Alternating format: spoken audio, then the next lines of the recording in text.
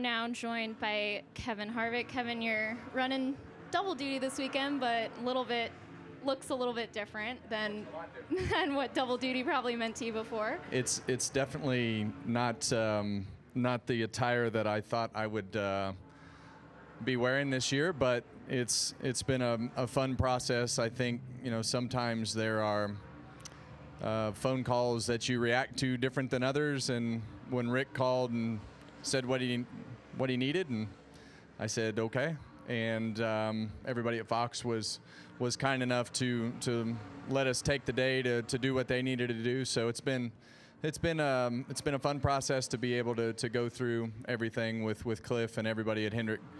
They've been true pros about it. SHR has been great to give us our seats and seat rails and make the fitting process a little bit less complicated, and it's gone well. So, but definitely not something that I expected to be doing this year.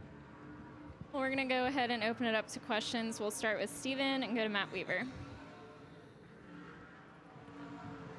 Steven Toronto, CBS Sports. Kevin, when you stepped out of the car for the last time at Phoenix last year, you had gone through kind of your forever tour, and you had those moments with your family, with Rodney Childers, your crew, everyone kind of wishing you happy trails, wishing you well. To get back in the car this weekend and to have been in the shop preparing to be in the car this weekend, how does that affect your sense of finality in terms of how your driving career came to a close last fall? Yeah, well, I think that obviously my full-time career is over, and I think that sometimes there are just things that pop up that are fun. I think this will be fun for me. It'll be fun for Cliff, and it'll be fun to just relate and talk with Kyle about what's happening here today. Obviously, he's got a lot going on, so to get back in the car 6, 7, 8 months later, whatever it's been, is you're definitely not as sharp as you would have been if you'd have got right back in and run all the races. But this is really more for just trying to help those guys out in a scenario, and I think they were just looking for somebody that had been in the car. This car is a lot different. It's very, very different to drive than an Xfinity car or any of the other cars that you would run. So we're really just having a good time with it and see how it goes. And you mentioned that you spent about 20 years or so driving the Gen 4, Gen 5, Gen 6 chassis, which were all kind of related to each other before we came to the next gen, which was a pretty radical departure from that. Is it easier or is it more difficult to get back in this car and take to it knowing that it's so different from what you ran for all but 2 years of your Cup career? I'll let you know in about an hour. Yeah. Right. Thanks, Kevin. I don't know that answer. Matt Weaver, Sportsnot. One, did this ever be close to a thing, Mr. H calling you and say, come drive my race cars at any point over the last 20 years or so? And how much is this kind of a personal accomplishment to say that you've now driven in a way for Mr. H? Yeah, well, I mean, anytime that these conversations had come up in the past, I had been in the middle of a situation that I was happy with, good with, but it's always just been casual conversation about things. But there's just Rick being involved in Stewart-Haas Racing when I started. There was obviously a conversation that happened there to go to SHR, to have that relationship with the engine shop and all the sharing of the information. I mean, he still had to be good with it. So I did have to sit there and put my Xfinity deal together in Rick's office and let him work all that out. So it's definitely not the first time that we've had interaction, but it's the first time that it's worked out to get into one of his cars and drive it on the Cup side. So it's kind of fun. Does it feel different though that you're driving the 5? I don't know. I actually haven't. I mean, I've climbed in and out of it at the shop, but the last time I got into one of these vehicles for the first time was 2013. You know, at the open test, that was basically all Hendrick with Rodney working on the car for the first time, and so I don't know.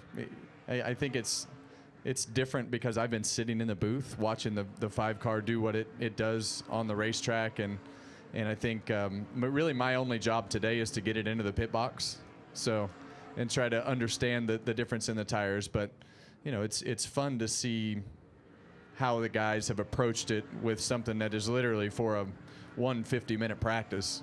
But we've approached it like we're going into a race weekend because they want to do everything they can do to get Kyle prepared and to come from the back of the pack to try to win the All-Star race. So that's really, it's been very methodical with the way that they've gone about everything. I've sat in all the team meetings and been in a simulator and done all those things as we've led up to like they were preparing for the race. So hopefully I can do my part.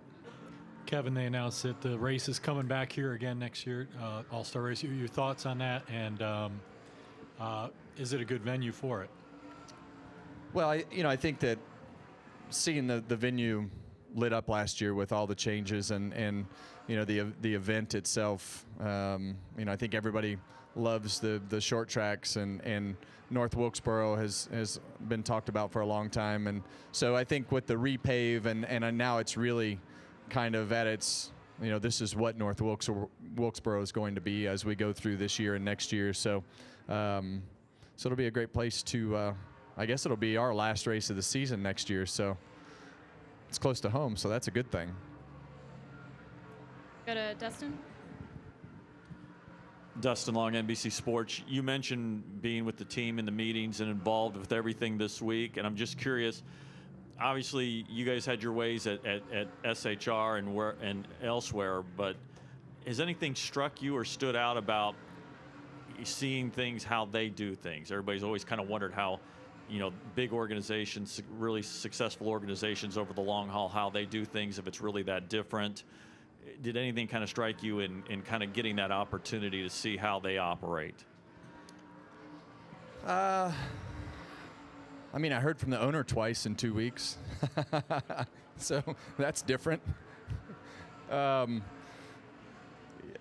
Yeah, you know, it's interesting to see, you know, just the race shop and the structure and the way that everybody goes about it differently. I mean, there's a million different ways you can do things, but you know, I think the thing that sticks out for me about Hendrick Motorsports in general is it's truly run like a business that is a part of an actual structure of how things flow and who you talk to, and there's just the depth of the business side and the racing side is, you know, it's deep, and I think that is you know, I think that is pretty eye-opening just from the structure from the whole thing, and I like structure, so you know, I think that's something that has been good to see. And I don't want to take away from SHR because I'm sure they had their structure, but to see kind of behind the scenes with Hendrick and to have the success that you did, knowing you at times were able to beat an organization that yeah, well, I think our team was our team, the 4 team itself was very structured. We had a great group of people that communicated well, did a lot of little things well, but also took the burden of you know, some things that were probably not as structured within the organization to be able to do those things and still run well was a burden, right, for all the guys on the team. So I had a very special group of people that succeeded in a structure that wasn't as structured as what we're in currently in this situation. So, you know, I think it's I had you know, a lot of success at you know, at Stewart-Haas Racing, and you know, all the things that we did I'm super proud of and love the relationships that we had, but you know, it's just vastly different cultures. Okay, let's go to Lee Spencer and then to Kelly Crandall. Lee Spencer, Sirius XM NASCAR Radio and CatchFence.com. Just curious, how important is it from you being in the analyst chair to know what's going on with these cars, to be up to date, to kind of get that feel and translate it for the people sitting at home? I think it's priceless. This sport evolves quickly. To be able to understand the tires, the scenario that goes with how long these tires will last, how fast they go, what the feeling is, what all those scenarios are. Listen to somebody else's team. I took my team for granted, right? Because we'd been around for so long, but to hear other people's thoughts and processes and understand all those things, to be able to relate to the fans is a pretty big deal. To kind of get a mid-year check of things that go with the evolution of our sport, because it evolves quickly and can leave you behind quickly. So, to be still ingrained in it and understand where everything's at is always good. And kind of curious, the challenge of going from a part-time broadcaster to a full-time, what has been the biggest challenge that you've faced since moving into that role? Well, it's just a different group of people. I'm very intrigued, as you heard me talk earlier, just about how to communicate with people and how things are structured. So, the television side, there's a lot of people. And to be able to know and understand how that process works and be able to work with different people. I just have a different team that I work with. So I've been fortunate to not have to get to know Clint. Mike, I've not known personally, but to get to know him and be able to be comfortable in the booth. We've had a good time calling the races and been able to evolve and get better as the year has gone on. So it's been very different living outside the infield. Our most the things that I've had to worry about the most this year is every week is where we're going to eat dinner at night. So it's much different than how you function in the infield. So. Final question from Kelly.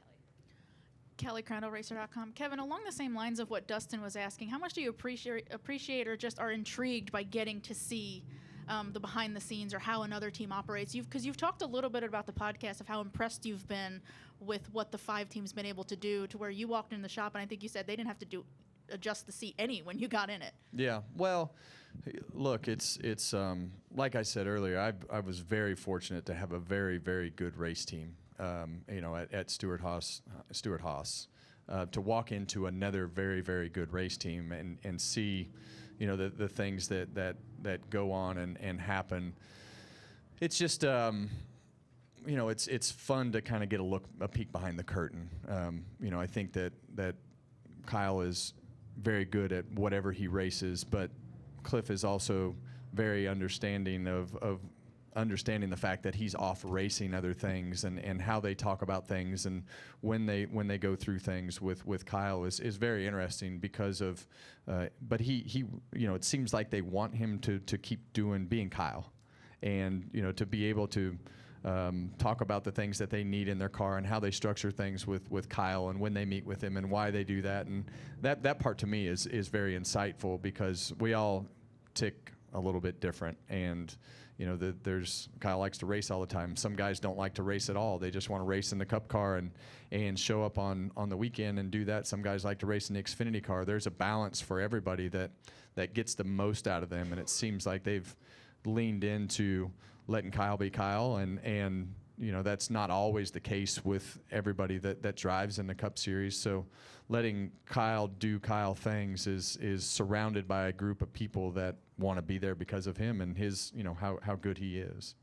It'll be a benefit for you to be in the car to stay current on how it's reacting. But what about, since this is a repave of just kind of knowing how the track feels and how it's reacting for these guys when you go back to the booth? Yeah, well, all that, right? Like the pit road, I think if we run this race on Sunday on slick tires and you got the tires going on and off, just understanding how far the soft tires will go.